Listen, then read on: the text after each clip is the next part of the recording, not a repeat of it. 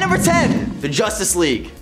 Nah, just kidding. At number 10, what if Spidey kept the symbiote suit? Big shout out to Smasher6763 for suggesting this skeletal Peter Parker from Earth 9811. Imagine a reality where the heroes and villains are trapped on Battleworld after the events of Secret Wars and never return to Earth. Instead, they settled down, got hitched, and had families. Amidst all this, Spider-Man still sports the black symbiote costume, never having it removed by Reed Richards. Over time, the symbiote consumed Peter's body, leaving nothing but a skeleton underneath. It's this horrifying revelation that Peter's been deceased for ages and Venom's been pulling the strings. Yet Peter's mind retains a glimmer of consciousness, as his consciousness was absorbed by Venom, making the whole ordeal even eerier. If you're enjoying this video so far, you can support the channel by pressing like, subscribing to Top 10 Nerd, and ringing that notification bell. At number 9 is the Revengers. Thank you, Jack of Clubs 6229 for suggesting this one. In the eerie annals of alternate realities, one of the most chilling versions of the Avengers emerges from the Cancerverse, a nightmarish realm where life has conquered Earth. This gruesome transformation was orchestrated by none other than Sentry, the once celebrated Lord Marvel. In a desperate bid to stave off his terminal cancer, Marvel struck a bargain with the enigmatic Many-Angled Ones. These eldritch entities resided in the intersections of the multiverse and offered him immense power in exchange for annihilating the Grim Reaper itself. Marvel accepted, thus transmuting his universe and consequently his closest allies into grotesque parodies of their parallel selves. The Revengers, as they came to be known,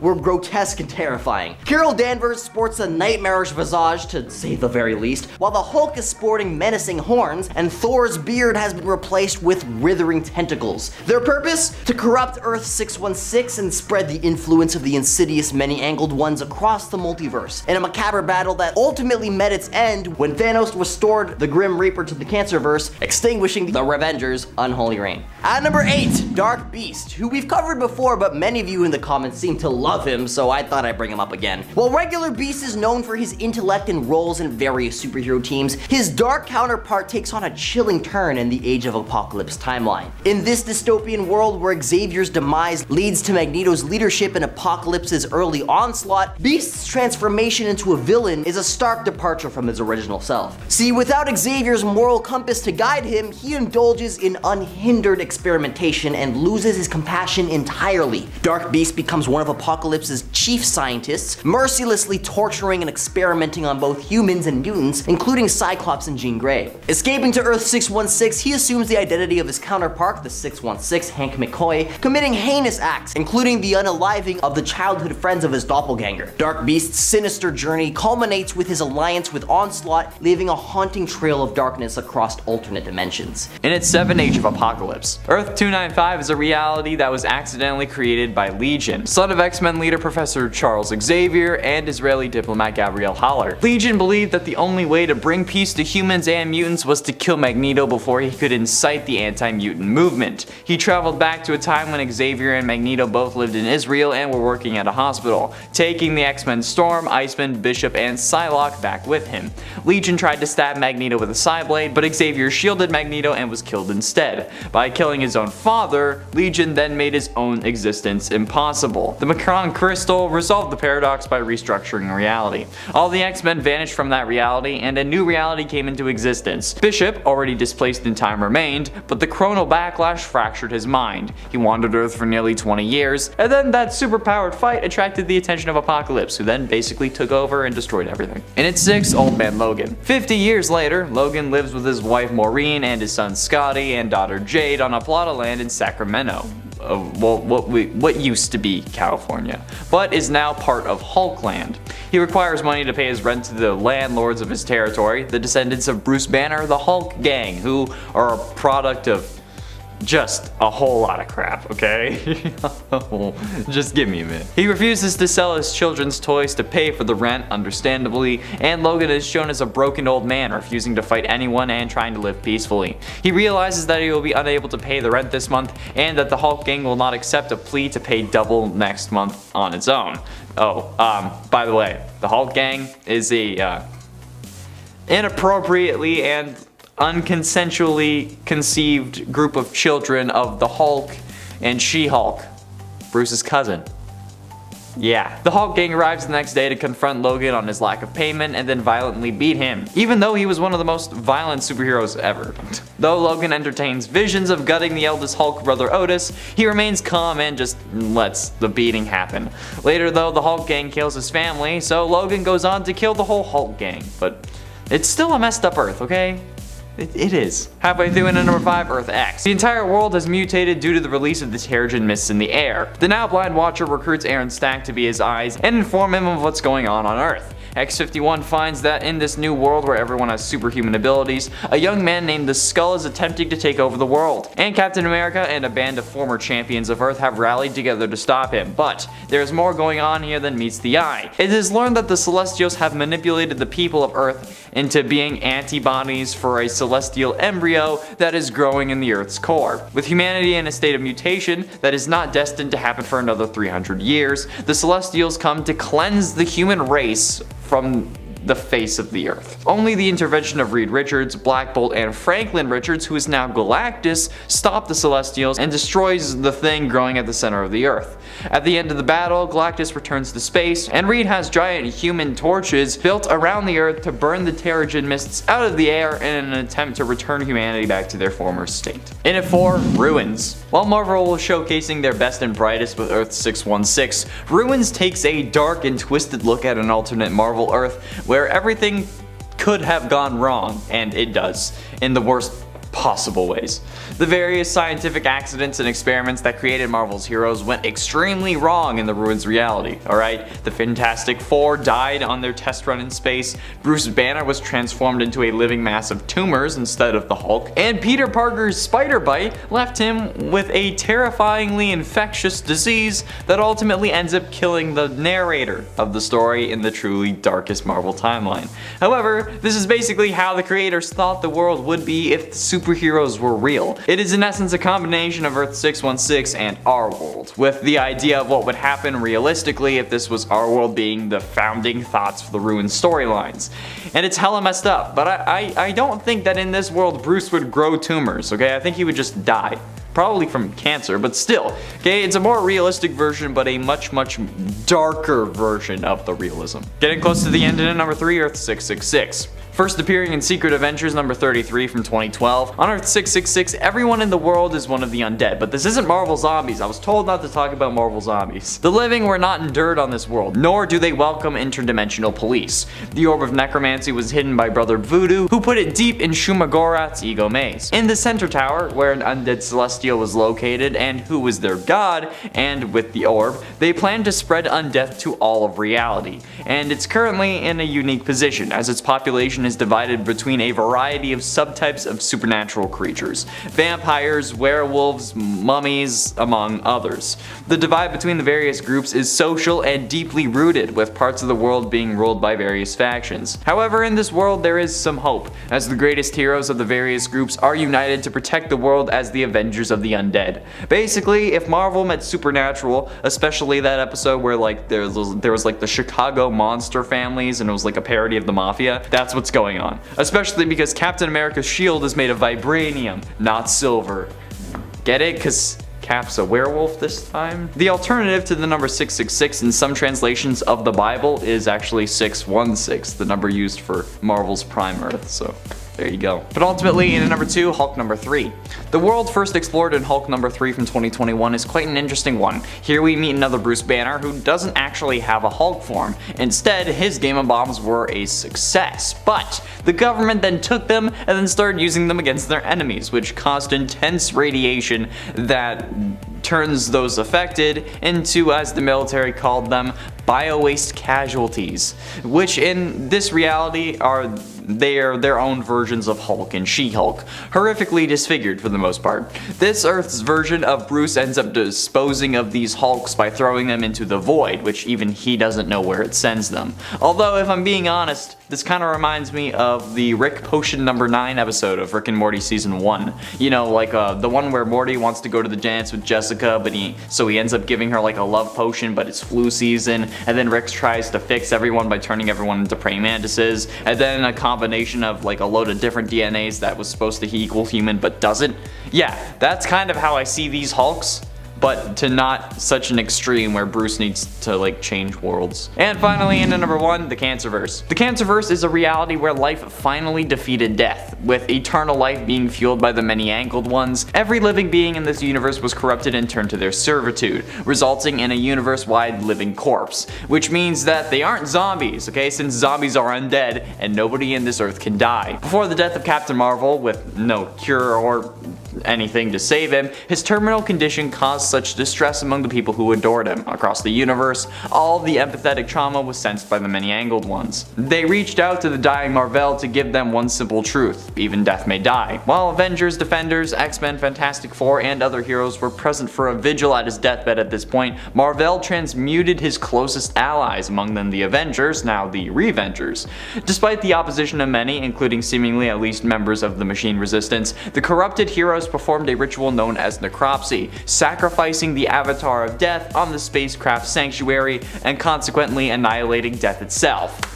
Yeah. Number 10. Sideburn the Regenerating Planet. When Galactica, the daughter of Galactus, is looking for her next meal in issue 1 of her self-titled comic, she finds Earth, a lovely little snack. But while looking at her dinner option, she comes upon Wolverine. Realizing his mutant regenerative abilities, she formulates an idea of using a bit of his harvested DNA with a bit of celestial power to create Sideburn the Regenerating Planet, a planet-sized galactic meal that would grow back after each feasting. The perfect unlimited food source that would give her billions of years of meals. Unfortunately, she just as quickly realizes that a planet made up of Canadian mutant DNA like this would be highly unstable. Unfortunate, because I'd love to see this guy floating through the galaxy of the regular Marvel universe. Number 9. Cancerous Professor X. In the alternate universe of Earth 10,011, otherwise known as the Cancerverse, death was defeated by life and the ancient eldritch beings known as the Many-Angled One. The heroes of this Earth began to worship the Many-Angled Ones, who transformed the heroes, granting them new powers, but also corrupting and mutating them due to the Many-Angled Ones' demonic natures. One of the consequences of this was that many of the heroes became deformed by cancerous tumors running amok. Although many of the X-Men were affected, such as Wolverine, Colossus, Nightcrawler, and Storm, the most terrifying of these beings was Professor X, who developed a massive cranium as well as multiple glowing red eyes. Now, Professor X can be pretty creepy at the best of times, but this is taking it to a whole other level.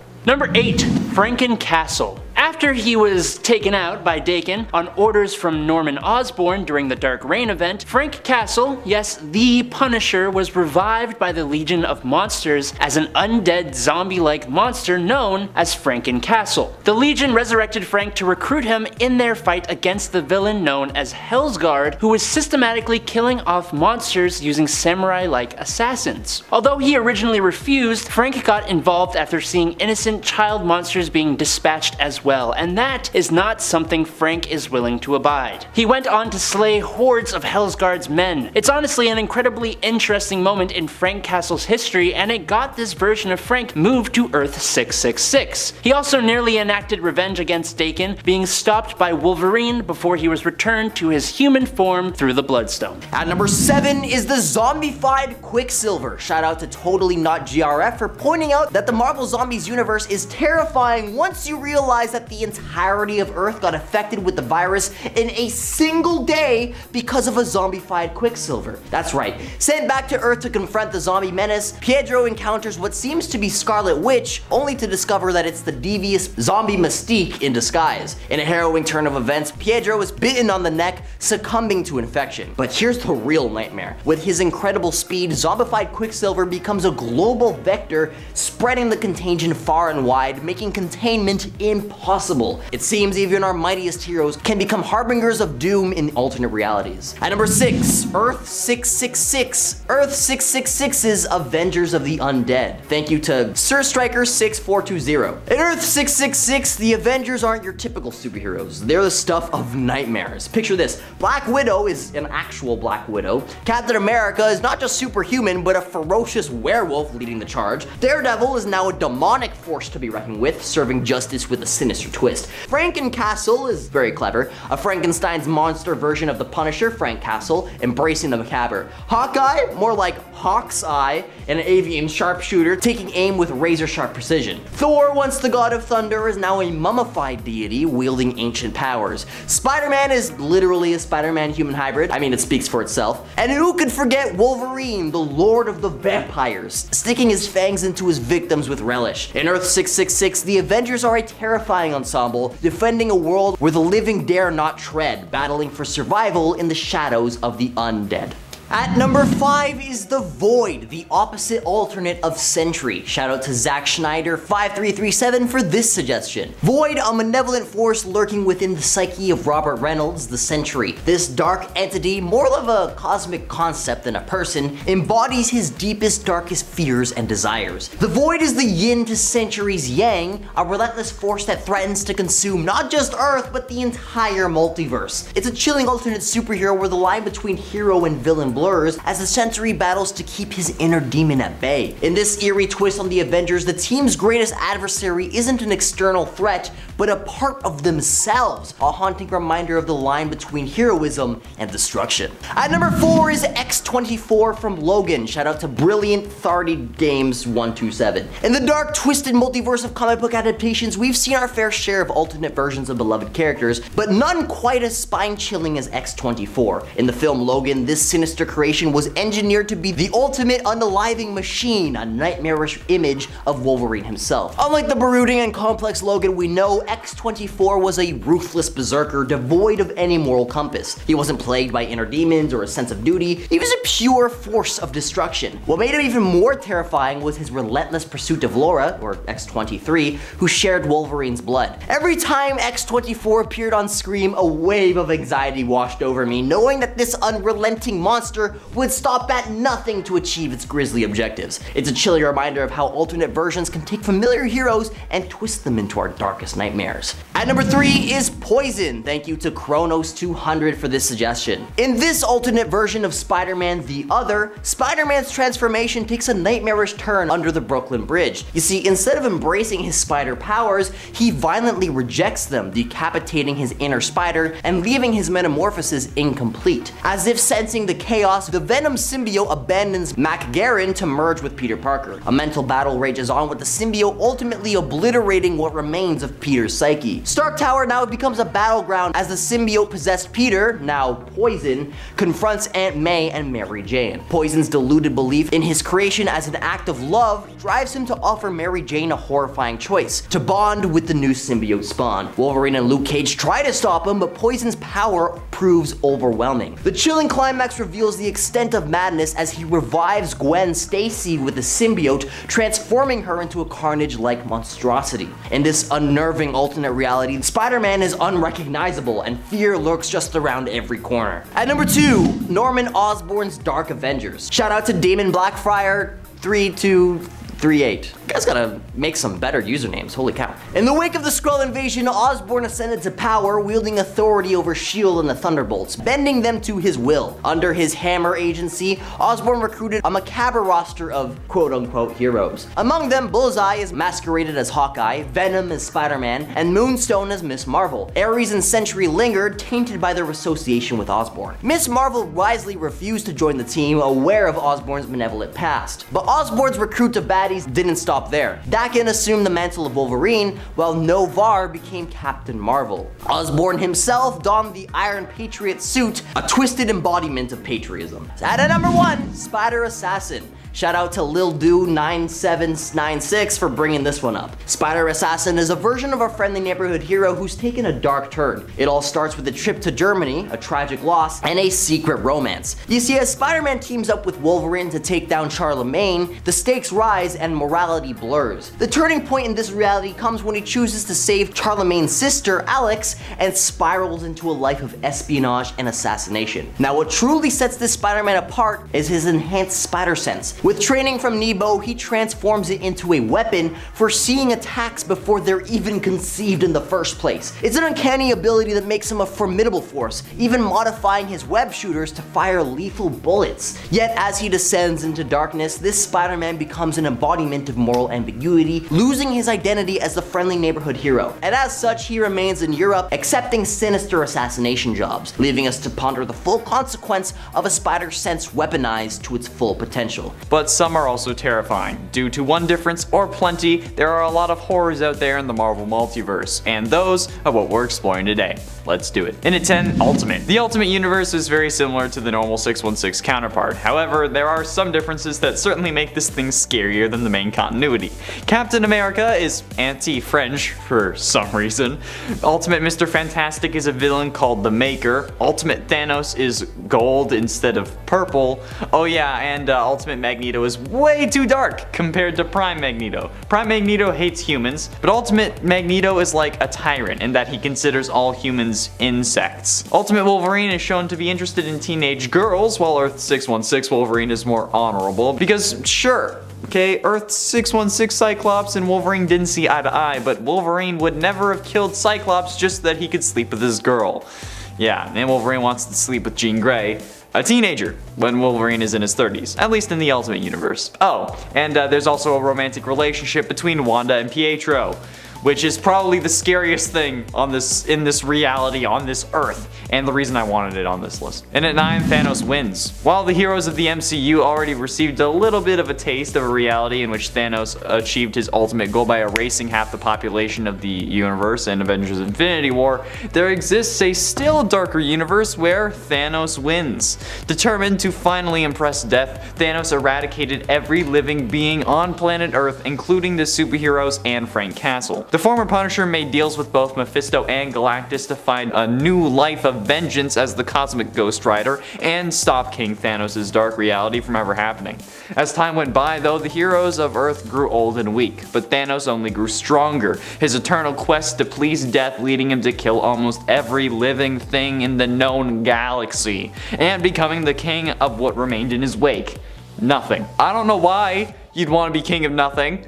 Seems pointless in my opinion, and I'm a king, so I feel like my expertise here, but whatever, okay, as long as it's not this universe, I'm fine with it. Oh, and not only that, but knowing that he had to die in order to be with death, King Thanos gave a piece of the Time Stone to his servant, the Rider, and tasked him with going back in time to drag his younger self to the future so that he could be killed by present Thanos. And at 8, Age of Ultron. Ultron 1320 comes from Earth 14622, and What If Age of Ultron number 1. An Earth where, thanks to Wasp dying, Ultron is able to take over the world faster. Ultron was created to be the ultimate AI by Hank Pym, to help the Avengers utilize their function better as a team. But with the untimely death of Pym's wife, Pym went on to create a more brutal version of Ultron, which was to replace the Avengers. But with this, Ultron's sentience began to constantly evolve. He started the eradication of the human race by taking out such threats as the Avengers and the Defenders,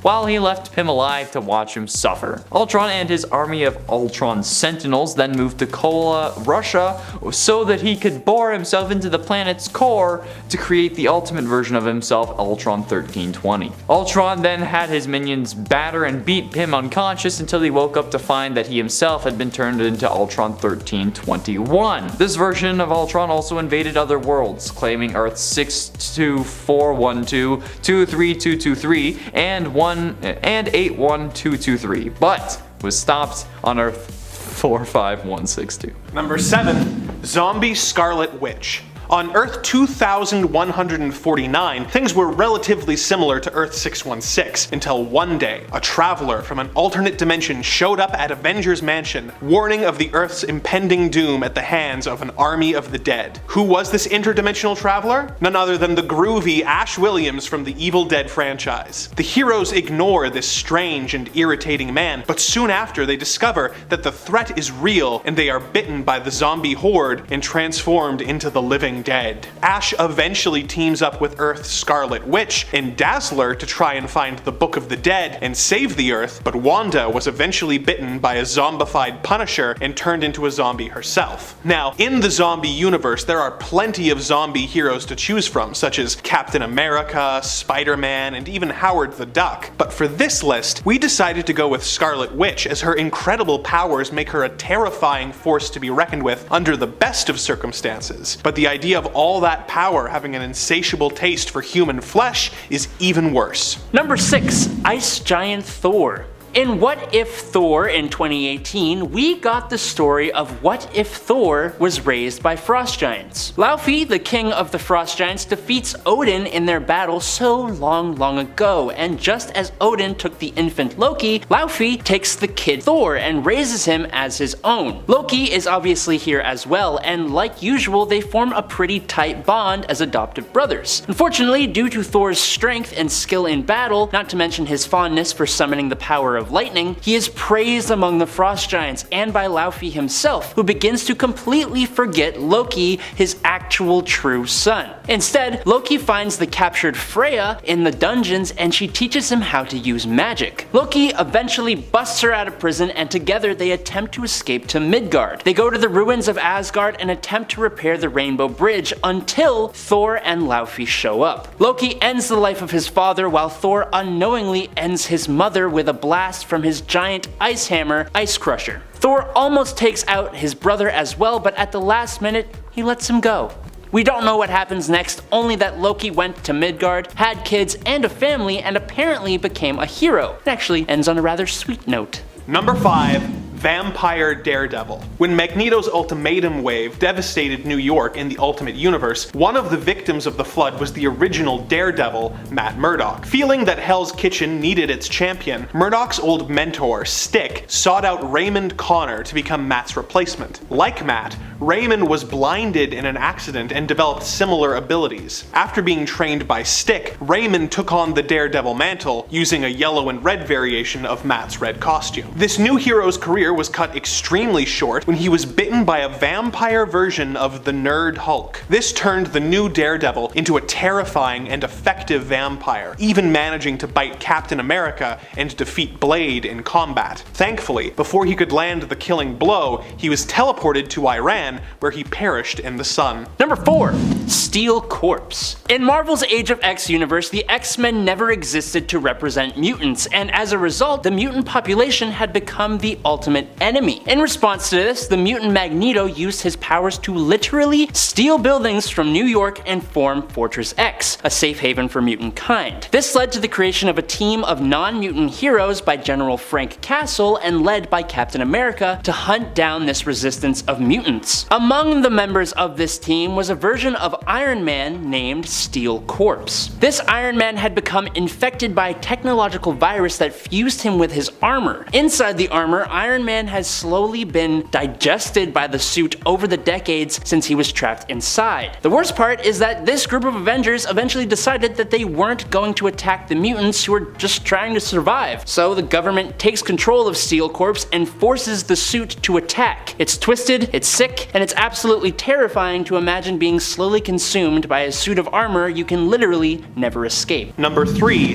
The Maker. Despite having his flaws, Reed Richards of the Fantastic Four is an important and heroic figure in the Marvel Universe. Despite his heroics, we did witness a spectacular fall from grace for Reed in the Ultimate Comics universe, otherwise known as Earth 1610. In this universe, Magneto created a doomsday weapon called the Ultimatum Wave, which caused a tidal wave that killed thousands of people. This, combined with the stress of the Fantastic Four breaking up and Sue Storm rejecting his marriage proposal, caused Reed to snap and blow up his childhood home to fake his death, killing his family in the process. He went on to use aliens under his control to attack the heroes. He was eventually defeated and disfigured by the Human Torch and flung into the negative zone. Reed returned to Earth and took on the identity of the Maker and set out on a twisted quest to make the world perfect. He killed all the Asgardians in an attempt to understand Thor's power power, and used antimatter to attack Washington, D.C., killing POTUS, his cabinet, and all of Congress. The Maker went on to do a lot of twisted stuff, fighting the heroes of his own Earth as well as the heroes of Earth 616, proving that if not kept in check by a strong moral compass, Mr. Fantastic's amazing mind can be the ultimate source of terror. Number 2. Space Punisher Hulk. Space Punisher Hulk has only appeared in 2 comic books, but despite that, he has shown that he is completely terrifying. For starters, he is a completely separate entity from Bruce Banner, whose body is literally trapped inside Space Punisher Hulk. This means that nothing that happens to Bruce Banner affects the Hulk. Space Punisher Hulk, while having all the powers of the Hulk, also has an extra set of arms and is quite a bit taller. He is described as a destructive killing machine, well known for destroying spaceships, defeating the Fantastic Four, ripping off the Thing's hand and tying up Mr. Fantastic in a knot in the process. He has taken out Doc Samson with his own hair, bit straight through Sabretooth, and de-lifed Deadpool by literally tearing off his head, which shouldn't actually work, but I digress. He defeated and ended the lives of 6 Watchers single-handedly, he broke the leader's back in combat, and he also ripped out Bruce Banner from his own chest. He is virtually invulnerable, seemingly indestructible and invincible. He can move faster than light and pass through barriers of existence and reality. The Hulk is scary on a regular day. Space Punisher Hulk?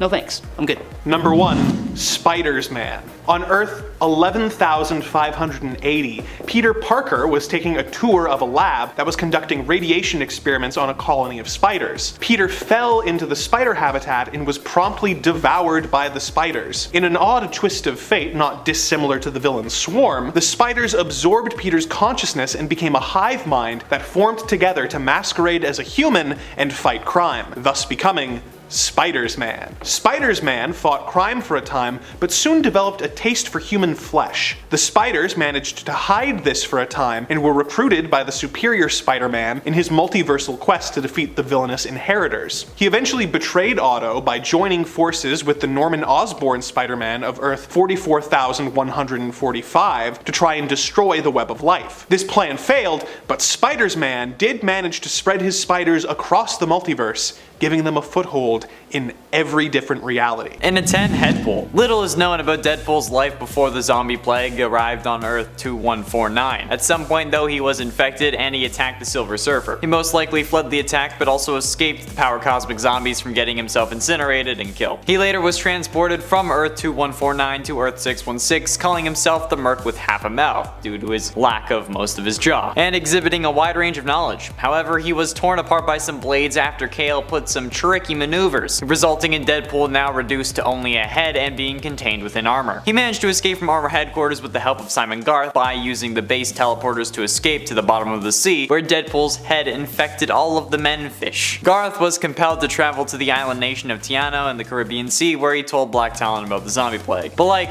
look, normal Deadpool is bloodthirsty enough, but a zombie version that gets reduced to only a head and then still keeps going, that's freaking nuts. I'm also gonna not try to hold back my swears because it's Deadpool. It's fucking Deadpool. So sorry, editor, who has to deal with this. No, it's fine.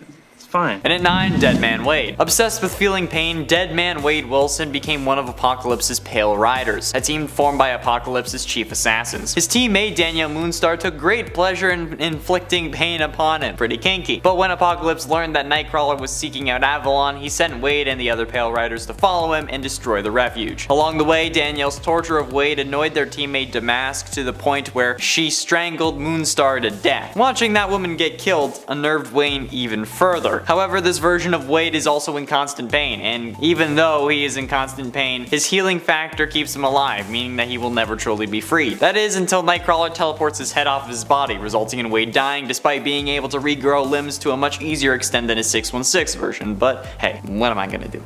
It's comics. And at 8, Dreadpool. In the reality of Earth 12101, the X-Men brought Deadpool to Dr. Benjamin Brighton in an attempt to cure him of his insanity. Unbeknownst to the X-Men, however, Brighton had in actuality been brainwashing his patients to do his bidding as opposed to curing them. Brighton's treatment failed to brainwash Deadpool and instead destroyed his inner voices, replacing them with a single voice that knew the entire universe was just a lie and encouraged him to kill non-stop. He then killed Dr. Brighton by smashing him into a release form after stating all the form needed was Brighton's stamp of approval. And by stamp he meant his blood. He then killed everyone in the asylum and then blew up the building. In order to end it all, he began killing the rest of the heroes of the world, and he started by going after the Fantastic Four, killing Reed Richards and the Thing first, then proceeding to kill the Human Torch. But Susan Storm caught up to him and blew his head off with a force field. But while she was grieving over the death of her family, Deadpool regenerated his head and killed her. Because of course he did. This version is a maniac, and honestly, I'm here for it. Coming in at number 7, we've got to go with Cole Tiger, the son of T'Challa from the alternate future of the MC2 universe. Named T'Chaka II after his grandfather, Cole Tiger hasn't yet become the king of Wakanda, but that doesn't stop him from fighting for his people. In a twist, T'Chaka's increased strength and speed are only available to him in his panther form, in which he literally transforms into a human panther hybrid with incredibly deadly claws and fangs. Yeah, the Black Panther suit has always been at least a little bit intimidating, but getting chewed on by a super strong Panther Man seems like a bit more of a handful. Coming in at number 6, we've got Black Panther 2099. In an alternate future, the villainous Dr. Doom has invaded and completely taken over Wakanda, and the only hope lies in the hands of the Resistance and a new man who has taken up the mantle of the Black Panther, Kashamba. Using the powers of the heart-shaped herb, Kashamba at first seems to be a worthy successor to the mantle, with all of the powers that T'Challa had during his time as king. However, the dark twist at the end of this storyline reveals that even in victory, this version of Black Panther is nothing more than a pawn for Victor Von Doom, showing a defeated man sitting on the throne of Wakanda, a very horrifying sight indeed. Coming in at number 5, we've got to go with the Black Panther from Earth X. Another alternate version of the character that's a bit more cat-like than the normally human T'Challa. This version is actually permanently stuck as a panther-human hybrid, rather than just being an attack form he can change into and out of at will like the Cole Tiger could. After the Terrigen mists began to spread on Earth, many animals within Wakanda also began to grow more human in appearance, leaving the Black Panther as the leader of not only the Wakandan people, but an army of Animen that grew frustrated at their current situation.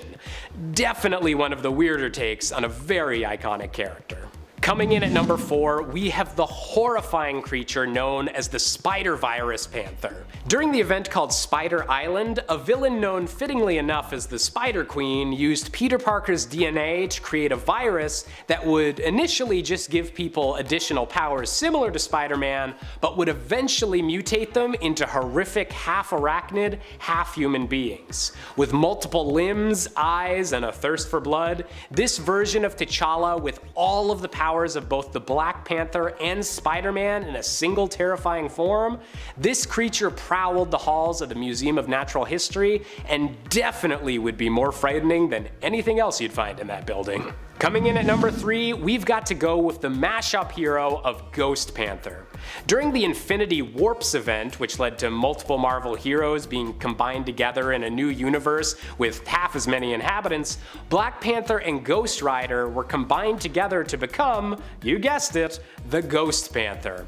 Adding Hellfire manipulation to Black Panther's power set would be reason enough to be scared of this version of the hero, but combined with a flaming skull head and eternally riding a fiery panther steed, and this is one Black Panther you don't want to mess with. Coming in at number 2, we have Azuri, the grandfather of the Black Panther.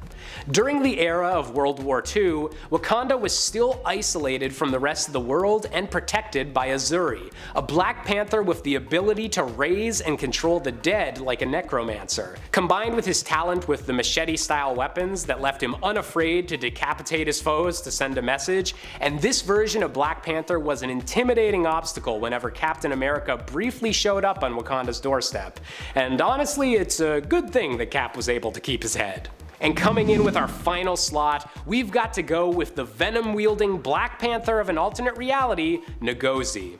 In a world where the original Black Panther falls in battle against the Rhino while protecting Nigeria, a track student Ngozi bonds with a symbiote in order to protect her friends. Impressing the Wakandan warriors nearby, Ngozi is taken back to their homeland and eventually earns the title of the new Black Panther, but with her own violent symbiote twist. With all the powers of both the heart-shaped herb and the venom symbiote, Ngozi is definitely a foe to fear. And it's 10 Superior Spider-Man. Superior Spider-Man is actually Otto Octavius, who prior to the Superior Spider-Man storyline had brain swapped with Peter. Yet a piece of Peter still remained in his own body and didn't die in Otto's body, which ended up convincing Otto to be a hero, albeit a darker one. This small bit of Peter that was left in his body was also trying to regain control, for obvious reasons, because a superhero was piloting his bone mech. This small bit of Peter though was at times able to interfere or even control Otto temporarily. One of these moments came in Superior Spider-Man number 8, where there was a device that was capable of wiping Peter from Otto's brain, but to get the actual item, Otto had to perform surgery on a little girl. However, Peter didn't think that Otto was actually able to do it, so he tries to stop Otto from even performing the surgery, but he also didn't want him to get the thing that would wipe him from his brain. Also, Otto did this surgery while having his Spider-Man mask on and an additional face mask. But either way, this version of Spider-Man was definitely more ruthless and willing to kill, since he was still technically a supervillain. And at 9, Kane. The clone that would come to be known as Kane was the Jackal's first attempt at cloning Peter Parker. Initially thought to be a success, Kane eventually became deformed due to a flaw in the cloning process, and he continued to degenerate, and he was left further deformed and mentally unstable.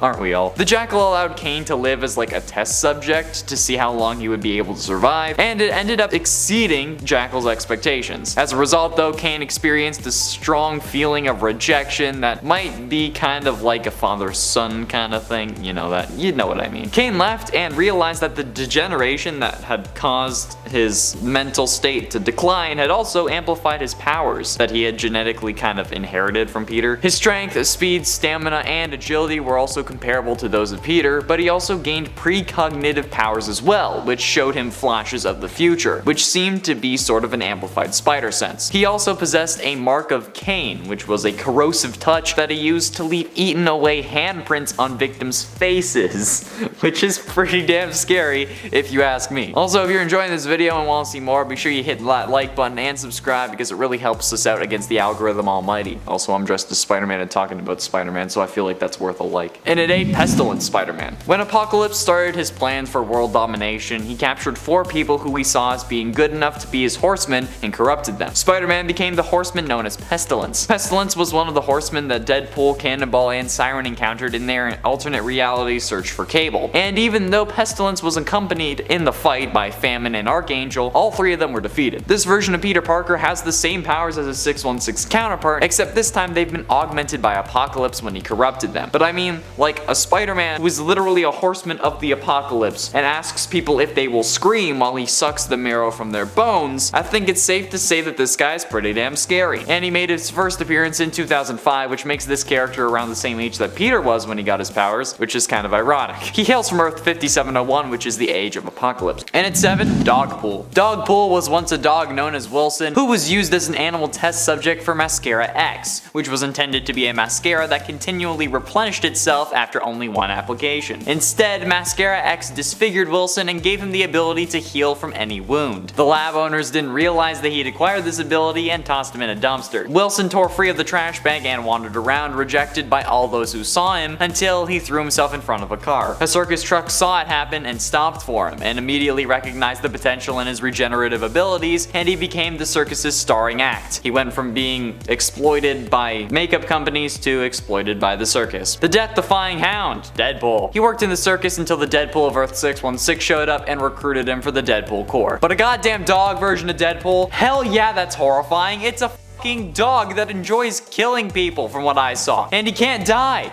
Like what the hell do you think? It's gonna be cute? And at 6, Galactipool. Galactipool is a member of the evil Deadpool Corps. He is seen to attack the remaining Deadpool Corps and their allies after they defeat the evil Deadpool Corps that was originally sent to kill them. But he's taken out when Lady Deadpool deliberately crashes the B. Arthur into his head. But let's be honest. Even if he did die, a combination of Galactus and Deadpool is certainly a terrifying concept. Like, if we talk about it, I feel like it's still giving this guy too much power. Like, what sounds even the slightest bit okay about this version of Deadpool? The only reason he isn't higher on this list is because we didn't really get much of an opportunity to see his powers in action. But assuming he had all the powers of Galactus, this is probably the strongest version of Deadpool there is. But this isn't the list of the strongest alternate versions of Deadpool, it's scariest. And while this idea is scary with no real situations to back it up, we don't know if this is a truly scary version in practice. Halfway through, in at number 5, Wolverine pool. Wade Wilson from Earth TRN 1946 was bonded with adamantium to his skeleton by Weapons Plus, their version of the Weapon X program. He was later recruited by Deadpool for his army. He killed Deadpool Pulp before the arrival of Galactipool. He was attacked by Deadpool with a grenade from which bugs came out of and then ate all of his flesh, leaving behind only a skeleton and claws, which is horrifying. His powers are seemingly the same as Earth 616 Wolverine, but like with Deadpool's body. So, I mean, okay, it's weird because he looks like Deadpool, but he is also Wolverine. It's f***ing weird, okay? Wolverine Pool's healing factor though is most likely weaker than the 616 version of either Wolverine or Deadpool's healing factor, which makes him less dangerous, but come on. A combination of Wolverine and Deadpool is something that we should all fear, and most likely do fear. I'm surprised Deadpool didn't make this a thing at the end of Deadpool 2 though, when he was correcting everything that he did wrong, including the Green Lantern movie, which was actually Ryan Reynolds, but hey. And at 4, Evil Deadpool. The origins of the being known as Evil Deadpool are actually tied to Ella Whitby, a British psychiatrist obsessed with this superhuman mercenary Deadpool. She collected numerous parts of Deadpool's body that he had lost over the years and kept them in her freezer. When Deadpool found them though, he threw them in a dumpster in disgust, which is weird because I mean, you're Deadpool, why are you disgusted? It's your own body, but whatever. The parts eventually thawed out, and since it still had Deadpool's healing factor, they all decided to fuse together into a single person. Evil Deadpool hijacked the private plane of an American businessman and traveled to the United States around the same time the original Deadpool did. And the two crossed paths for the first time after the Evil Deadpool blew up Deadpool's favorite chimichanga joint, and they fought until they ran out of bullets. Both Deadpools agreed for a second round at Canarsie Park though. Their second explosive encounter caught the attention of Captain America, who arrived to the scene after Evil Deadpool had escaped. But yeah, he's the whole reason for like the whole Deadpool core, so pretty fucking scary dude. Getting close to the end, and at number 3, Death Mask. After a revolutionary procedure performed by Reed Richards removed a lethal brain tumor, Wade Wilson became a super genius and used his newfound intellect to erect a criminal empire. Wade began wearing armor styled after Dr. Doom and went by Death Mask. After killing Death Wish, which was Victor Von Doom, who was the Deadpool of this reality that the Deadpool of the mainstream continuity was actually quite fond of, Death Mask decided to take down his alter ego. After being defeated, Death Mask made a contract with Mephisto to unleash monsters to Earth, including the demon Infernal Hulk. Not to mention that he has the powers of Deadpool and Dr. Doom, with an even cooler color scheme than the original Dr. Doom. But ultimately, in at number 2, Venom Pool. Venom Pool is an alternate reality version of Deadpool from Earth 90211. He is the combination of Deadpool and the Venom symbiote. Being a part of Earth 90211, he is part of the reality Beyonder loves partying in. A reality that's perpetually stuck in the 1980s in many regards, much like my father. Venom Pool is the Beyonder's go-to party animal, until the party gets boring for the Beyonder. But Deadpool was actually originally meant to kill Beyonder before discovering how much he liked the partying lifestyle. And once Spider-Man showed up demanding that the Beyonder remove the symbiote, this is when Deadpool becomes Venom Pool. He is later seen in one of the evil Deadpool's evil Deadpool core, and he is presumably killed shortly after this point, but we still don't know. His appearance changed rather drastically in the time between What If Venom possessed Deadpool number 1 and Deadpool kills Deadpool number 2. In his initial appearance, Venom Pool looked like he was a cross between Venom, Deadpool, and Rick James, and in his recent appearances, he looks like Deadpool but with like a Venom mouth and more ripped. And finally, in at number 1, Poison Deadpool. The Poisons are a species of crystalline extraterrestrials spawned by the Poison Queen, originating on Earth 17952. The Poisons spent an unknown amount of time as prey for larger, stronger creatures before discovering that they could assimilate symbiotes and their hosts to become more powerful. While hunting the Venom symbiote, they were discovered by an incarnation of Doctor Strange, who bonded to the symbiote and proceeded to recruit an army of venomized superheroes, anti-heroes, and supervillains from across the multiverse to stop the Poisons. However, the Poisons saw this as an opportunity to swell their ranks, and most of these recruits were either killed or assimilated. When Venom Pool was summoned to the Earth dealing with these Poisons, he ended up willingly surrendering himself to a group of Poisons, thinking that the host's original personas were not completely extinguished, and banking on his insanity, granting him additional resistance to this process. This theory was proven correct though, as as though his body was consumed to create poison Deadpool, his mind remained intact, and he was able to suppress that of the poison that had consumed him. So while Deadpool was uncertain how long he could suppress the poison's psyche, he helped the Resistance infiltrate the poison's lair. Which, I mean, has gotta be one of the most Deadpool things that you could fucking do. Like, I'm super overpowered with the symbiote, so I'm going to willingly give myself over to these things that could potentially take over my mind, but I don't fucking care, because I'm gonna be even more powerful, and then if I am crazy enough to just not have to deal with it, then I'm just gonna help the good guys, because I don't fucking care. Jesus. Deadpool, man. Coming in at number 10, we have the bloodthirsty vampire Wolverine. In an alternate universe where vampires have launched an all-out assault on the United States, most of the X-Men are bidden and mind-controlled by the Lord of the Vampires, Dracula. Unfortunately for Dracula, however, Wolverine's healing ability allows him to regain his own mental control despite becoming a vampire, and thus is able to overthrow Dracula and become leader of the vampires. Consumed by a bloodlust that amplifies his already pretty frightening rage, Wolverine and his vampire army are able to wipe out most other superpowered life on the planet, only finally being defeated by the combined forces of Doctor Strange and the Punisher as a vampire hunting combination. Coming in at number 9, we have the evil Iceman hailing from the Age of Apocalypse universe. In a world where Apocalypse has taken over mutant kind and only Magneto and a few X-Men are capable of fighting back, the usually optimistic Bobby Drake was forged into a heartless warrior, giving him much stronger control of his ice powers than other depictions of Iceman, and becoming a living streak of ice that can travel instantaneously through water. This version of Iceman would eventually betray his teammates and ally himself with Dark Beast, and was only eventually able to be defeated by having his head shoved inside of a furnace, which I guess is one way to kill an ice-based villain, but geez, that's a little bit overkill. Coming in at number 8, we have the brainwashed Wolverine of Earth 14850. At one point in the regular Marvel Universe, Wolverine was captured and brainwashed by Hydra in order to assassinate the Avengers, but luckily was able to be deprogrammed before he did any real damage. On this alternate Earth, however, the deprogramming never took place, and Wolverine's killing spree of superpowered heroes was able to last for months. Armed with all of his incredible abilities, absolutely no remorse, and the addition of Hydra-developed teleporting technology that nullified even Wolverine's usual weaknesses, and this was a horrifying enemy that even the Avengers couldn't handle. Earth. And it's 7, Ghost Spider. Ghost Spider comes from Earth 11638, and in this reality, Peter Parker's Uncle Ben never died, and actually ended up helping Peter to train as a hero with his new spider powers, becoming the Amazing Spider, a famous and popular superhero who also became a rich and successful scientist, having his own company called Parker Technologies. With his resources and motivation from Uncle Ben, the Amazing Spider used transportation technology to bring Spider-Men from other universes to his and absorb their powers to increase his. After bringing the Spider-Man from Earth 616 to his Earth though, and making him believe that he arrived in this universe by accident, the Amazing Spider was weakened by the feedback of the dimensional portal. Eventually, the Amazing Spider was convinced that what he was doing was not in fact heroic and allowed himself to die. But after dying, the Sorcerer Supreme of Dr. Banner,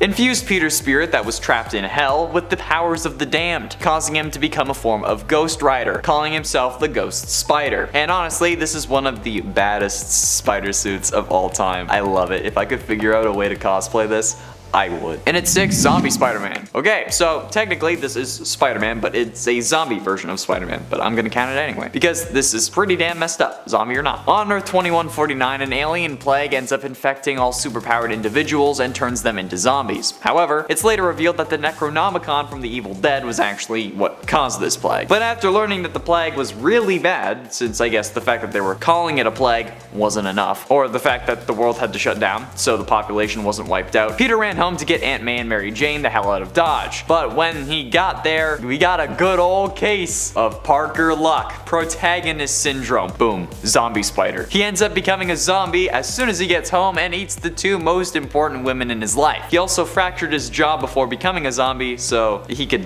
open his mouth more, I guess. Or kinda like man spider it. Yeah, it's not a pretty sight. Like, even by zombie standards, it's whew. Halfway through in at number 5, Man-Spider. Man-Spider is the mutated form of Spider-Man which appeared in both the comics and the 1990s animated series, with his original appearance actually coming from the animated series. In the 90s cartoon, Spider-Man's transformation into the Man-Spider was not caused deliberately like it was in the comics, but as a result of his body mutating further from the original spider bite that gave him his powers. After his attempts to ask Professor X and the X-Men for help developing a cure meet with failure, Spider-Man turned to his friend Dr. Mariah Crawford for aid. Unfortunately, his initial attempt to cure himself resulted in him accelerating the actual mutation process and growing 4 new arms. The accelerated mutation subsequently caused him to mutate into the Man-Spider after fighting the Punisher and a recently mutated Michael Morbius. The mutated Spider-Man retained some of his memories and his emotional responses to seeing loved ones or people who reminded him of his loved ones but could not communicate with them. Eventually, during the final episode of the storyline called Neurogenic Nightmare, Dr. Connors reprogrammed devices that Vulture was using to absorb youth from other people and caused him to give Peter back his spider powers but not the mutation, resulting in the Vulture mutating into Man-Spider, although somehow he had gotten rid of this mutation off screen later in the series. It's also worth noting that the introduction of Man-Spider in the comics, which was thanks to this animated series, is actually what introduced the biological web shooters from Sam Raimi's Spider-Man into the comics as well. And at 4, Spider Carnage. Spider Carnage is my favorite alternate version of Spider-Man. Also being introduced in the Spider-Man animated series in the 1990s like the Man-Spider from last number, this version of Peter Parker shared most of his early life with his superhero counterpart. However, the difference between these two was that Aunt May at some point died as well, being buried next to Uncle Ben. Thanks to some messing around with interdimensional portals by Jonathan Ohm, a version of a Carnage symbiote from another universe sensed this Peter's anger and latched onto him, turning him into the Spider Carnage, a version of Spider-Man with the Carnage symbiote, if you couldn't tell. A villain set on revenge and the destruction of all realities. Spider Carnage is one of the coolest iterations of Spider-Man to date in my opinion, and it's part of the reason I love the 90s cartoon so much. I watch it all the way through just so I can see Spider Carnage at the end. And while there is a version from the comics just called the Spider, which is Spider-Man with the Carnage symbiote, this version wanted to destroy literally everything, so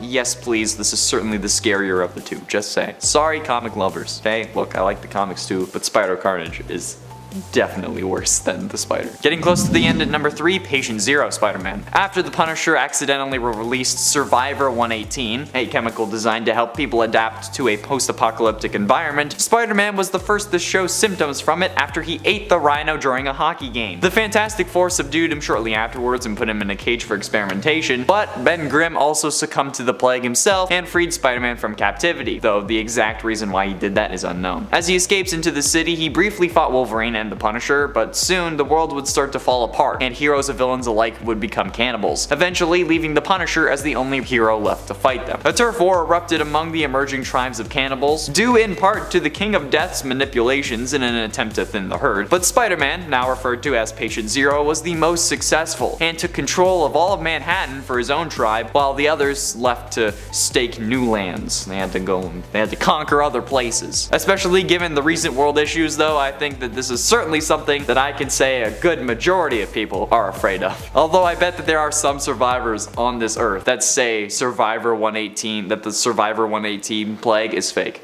Calling it. Penultimately, in at number 2, Wolf Spider. At an unknown time in this universe, Wolf Spider gained spider-like powers, but unlike most other realities Peter Parker, he became a villain, remorselessly killing this universe's Miles Morales and everyone who stood for heroism and responsibility. Because, you know, we're bad guys, it's what we do. First appearing in the Ultimate Spider-Man cartoon in Season 4, Episode 16, this guy isn't even the villain of just one world. After finding a shard of the Siege Perilous, he traveled through dimensions to find the rest. One of these dimensions was Blood Spider's homeworld, where he allied himself with the Lizard King. After turning almost everyone into vampires, which is weird because I mean it was called the Lizard King, well, wouldn't you want to turn them into lizards, but whatever. He and the Lizard King hatched a plan to block out the sun so that vampires could just roam free on the earth. And this sounds very Dawnguard Volkihar clan to me. Okay, Peter? Like, you gonna tell me that you need to find Oriel's bow next? And like a daughter of Cold Harbor? I don't know. Skyrim. Wolf Spider, though, was cold and ruthless and obsessed with gathering the shards of Siege Perilous, and seemed to have a grudge against Spider-Man and every Miles Morales. An evil Peter Parker is always a scary thing. And finally, in at number 1, Spider-Man. Peter Parker of Earth 11580 was once a promising young student, invited by Max Modal alongside his best friend Gwen Stacy to tour his Bleeding Edge company at Horizon Labs. One of the experiments the pair observed was a massive colony of spiders that Modell was bombarding with numerous radioactive particles in the name of genetic alteration. Parker, of course, fell into this colony where he seemed to be devoured, but in the process, the spiders became a singular hive mind construct that absorbed Peter's consciousness. So they started masquerading as the man they absorbed. The Hive, calling themselves Spidersman, put on the Spider-Man costume and began to fight crime in cruel York. First appearing in Spider-Geddon number 3, I absolutely hate the idea of a whole human being made of spiders, because that's just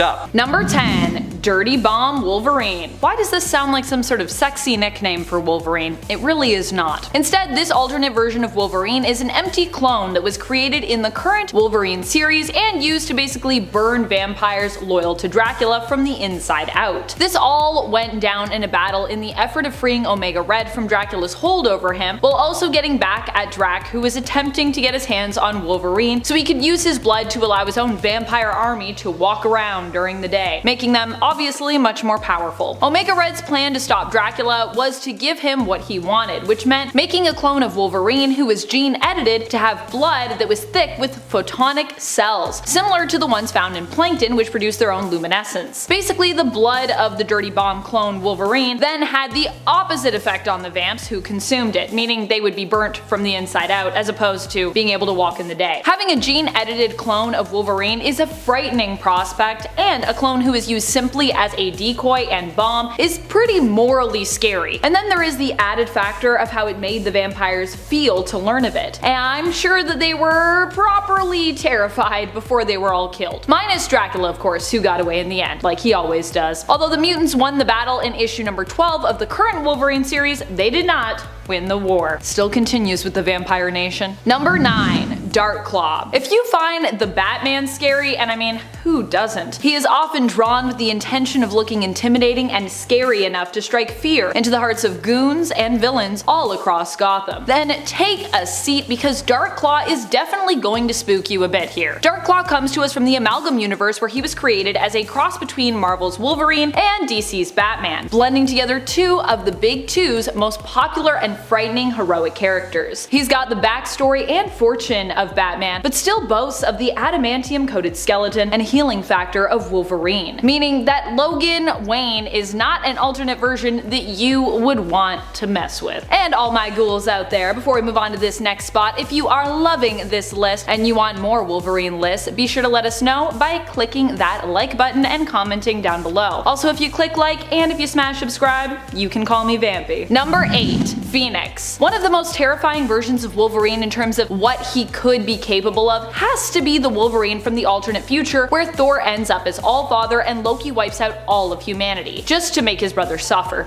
of course. In this dystopian future, Wolverine himself ends up being chosen to become the new host for the Phoenix Force after his own death. Phoenix Logan was obviously capable of many different insane feats due to him being imbued with, well, the Phoenix Force, even managing to save Loki from the Celestials. Pretty impressive. However, Phoenix Wolverine would prove to be not quite as scary when facing a future version of Doom, who obliterated him. But Logan, being imbued with the power of the Phoenix Force, meant that he could resurrect, and in order to ensure that Doom would be defeated this time around, he sacrificed himself to empower Allfather Thor's weapon Mjolnir in the continued battle. Also, that would be the one really powerful Mjolnir. It's like Mjolnir with the Phoenix Force. That's crazy. Coming in at number 7, we have Basilisk, the twisted, mask-wearing variant of Cyclops. On an alternate world where anti-mutant sentiment is somehow even higher than the regular Marvel Universe, Scott Summers' backstory is made even more tragic. Killing 7 people, including his own parents when his powers first manifest, Cyclops is locked away in the prison Alcatraz and forced to wear a mask made of ruby quartz to control his laser vision. The evil governor of the prison even goes so far as to mutilate Cyclops and remove his eyelids, making the twisted basilisk mask the only method Scott has to control his deadly abilities. A favor that Cyclops would repay by killing the governor and launching a prison break that would eventually lead him back to this universe's X-Men. Coming in at number 6, we're taking a bit of a break from the comics with the Wolverine symbiote from the video game Spider-Man: Web of Shadows. In this game's story, Wolverine has traveled to New York City to deal with a growing symbiote infestation and even briefly fights Spider-Man when he believes the wall crawler is actually Venom. Unfortunately for Wolverine, he finds himself overwhelmed by actual symbiotes on top of a church and attacks Spider-Man again as the Wolverine symbiote. With all of his usual healing abilities on top of all the usual symbiote enhancements, this version of Wolverine might just be the scariest he's ever been. Coming in at number 5, we have the Ultimate Universe version of Jamie Madrox, aka Multiple Man. Multiple Man's powers have always been a bit overwhelming, with the ability to seemingly create an unlimited amount of duplicates of himself as long as they're generated one at a time. In the Ultimate Universe, however, this power was pushed beyond its limits when Jamie allied himself with the Brotherhood of Mutants and created tens of thousands of bomb-wielding versions of himself with no regard for his own life. While the Ultimatum event featured many shocking moments, few are as existentially disturbing as literal thousands of clones strapping explosives to themselves just to wipe out several superhero bases. Coming in at number 4, we have the possessed Professor X from Earth 6141. During the event known as M-Day, when Scarlet Witch wiped out most of mutant kind, the extremely powerful telepath known as the Shadow King was able to escape the loss of his powers by transferring his mind through the multiverse to the alternate world of Earth 6141, where he was able to successfully possess the mind of this world's Charles Xavier before the X-Men were even formed. Combining both of their telepathic might, this version of Xavier turned all of his students into perfect killing machines and placed them firmly under his psychic control, getting them to kill any superheroes who tried to interfere in the Shadow King's schemes. While eventually defeated by the team known as New Excalibur, this group of Shadow X-Men left their world shaking in terror. Coming in at number 3, we have the vampire variant of Storm, aka Bloodstorm. In an alternate reality where Storm was bitten by Dracula before discovering the X-Men, Storm came to Charles Xavier for help with her condition. Unfortunately, her bloodlust was too strong and she wound up feasting on both the Professor and Beast. Horrified at what she'd done, this version of Storm would eventually try and redeem herself after she found herself as part of an invasion force attacking the main Marvel universe. While she eventually bonded and made amends with the Beast of this dimension, her combination of weather controlling and vampire powers made Bloodstorm one of the more powerful X-Men variants that the regular X-Men have ever had to face. Coming in at number 2, we have one of the most powerful enemies the X-Men have ever seen with Brother Mutant. On Earth 127, a male variant of the Scarlet Witch, known as the Scarlet Warlock, attempted to cast a spell that would transfer Wolverine's adamantium skeleton to Magneto, thus giving Magneto an incredible power boost given his magnetic abilities. However, something with the spell went wrong, and the Scarlet Warlock, Wolverine, Magneto, Quicksilver, and the villain Mesmero were all merged into a singular being known as Brother Mutant. With all 5 of these mutants' powers combined into one villainous figure, Brother Mutant was such a powerful threat that a multiversal team of Wolverines had to be assembled specifically to stop him, just to ensure that all of that power wasn't unleashed on the rest of the Marvel multiverse. And finally, coming in at our top spot, we have the one and only Magneto from the Ultimate Universe. Unlike a lot of the other entries on this list, this Magneto variant doesn't have any additional powers or physical mutations to make him even more intimidating, but rather is terrifying just because of his sheer willpower. This version of Magneto is much more cynical and dark than the complex figure of the regular Marvel universe, and when he believed his children had been killed by Dr. Doom, Ultimate Magneto was furious enough to begin a global genocide. switching the polarity of Earth's poles with his magnetic powers and beginning the incredibly controversial event known as Ultimatum, this version of Magneto caused the deaths of millions of people and dozens of beloved superheroes, and was only finally able to be stopped when Cyclops put him out of his misery with a laser blast to the head. Starting off our list with an honorable mention at number 10, we have the Black Panther of the Marvel Zombieverse. Now, despite hailing from the universe literally called the Marvel Zombieverse, this incarnation of T'Challa is less scary himself, but more so just horrifying what winds up happening to him. After avoiding the initial outbreak of the zombie virus that managed to take out a large chunk of the world's superhuman population, T'Challa is betrayed by Hank Pym, aka Giant Man, and forced to be preserved as a food source for the former hero so that Hank can continue to focus on his research.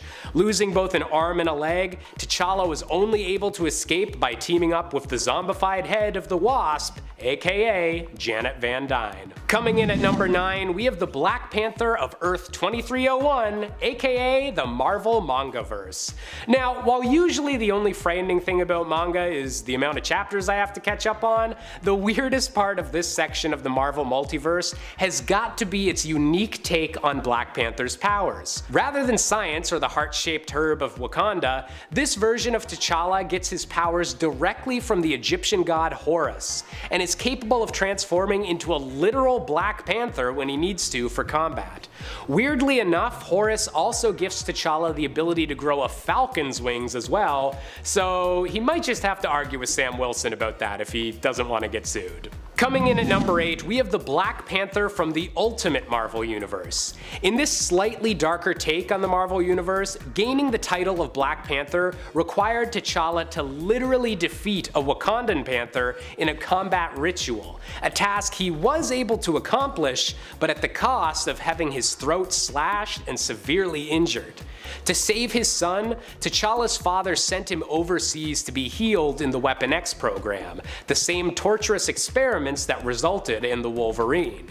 Thus, this Black Panther has incredible healing abilities and adamantium claws, meaning that along with the vibranium of Wakanda, this version of the hero is wielding both of the most powerful metals in the Marvel Universe. Number 7, Akahiro. Sure, Daken is a character all his own, but I also counted a clone that was used as a dirty bomb against vampires, so I feel like if I do that, it would be really insulting if we did not talk about Akahiro. Daken was an alternate version of Wolverine during Dark Reign, where Norman Osborn basically took over in the comics, where he forged the organization Hammer and his very own Dark Avengers. The Dark Avengers were made up of former and current villains repurposed and remarketed as Avengers replacements. Osborn actually tried to recruit some of the original Avengers after they'd been disbanded, but of course they pretty much all refused. They were like, we know you're Norman Osborn, so. Daken was recruited to be Dark Wolverine on the team, and while Akahiro might not be quite as villainous in the comics currently, at the time he was still pretty much one of the baddies. Daken is a terrifying alternate because he has less of a moral code than his dad, who already isn't known for his light touch when it comes to dealing with his opponents. Daken, like his father, is also a skilled fighter and assassin who was trained since he was a child to become a killer and a weapon for Romulus to use against Logan. Oh, and if you're not familiar with him, he also has pretty much all the powers of his dad. His claws are just a little bit different. Actually, Daken also has pheromone powers, so he's not really more powerful than his dad in terms of skill, but power set, just saying. Number 6, Wolverine Noir. Jim Logan is one of the noir versions of Wolverine that we see in the Marvel Noirverse. Another shows up in the X-Men Noir series, but with a different backstory and also kind of a different name. He's a bootlegger, but the one we're focusing on here is a detective. Honestly, a lot of the noir versions of heroes are detectives. But back then in the stories, everyone was a detective, so I'm fine with it. Either way, I personally think that narrative fits Wolverine's power set just a little bit better, being a skilled tracker himself. Jim in Wolverine Noir is part of Logan and Logan, a detective agency that boasts that they're the best there is at what we do. The whole look of the series is very creepy, very noir, and it also draws a lot on the backstory of Wolverine given to us in his origin series, where we learn of how he was mistreated as a boy, his relation to Dog, and his childhood love and friend Rose. In this version of the story, Logan's father is a very religious preacher who often forces young Jim to sit and listen to his sermons while he rehearses them. Number 5. Old Man Logan. Definitely one of the scariest alternate versions of Wolverine out there when it comes to the reality in which he resides. Old Man Logan hails from the alternate reality of Earth 807128. In this reality, it was Wolverine himself who was responsible for the death of the X-Men, as he was tricked by Mysterio into slaughtering all of them when the villains took over and ended up finally winning the day. Flash forward to the future, where Wolverine is old and he doesn't go by that codename anymore because, well, it brings back pretty painful memories, which he still is haunted by to this day. Instead, he's simply known as Logan. But even though he tries to stay away from heroics, retiring, and even settling down with a wife and kids, he can't seem to escape his vigilante ways. After his family are killed when he is late to pay forced protection money to the Hulk gang, Logan himself seeks revenge, inevitably and gruesomely freeing pretty much everyone from the villainous nature of deranged Pappy Banner and his inbred family. That Hulk gang.